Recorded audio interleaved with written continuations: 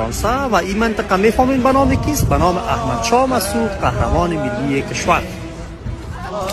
تابلوی را که میبینید دوستان عزیز، سال تولد و سال شهادت احمد شاه مسعود درج شده و نوشته است که قهرمان ملی افغانستان.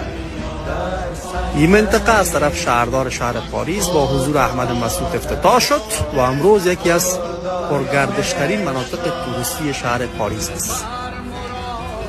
هیچ رهبر سیاسی و تاریخی افغانستان به نامش جاده، سرک، مکانی ساخته نشده بغیر از احمد شاه مسعود.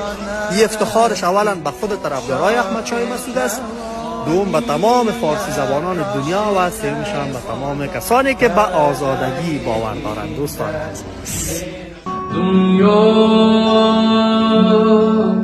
غمی این غمی آن، غمی دیر غمی جان، دنیا لبی آبی روان، لبی برده اینم، دنیا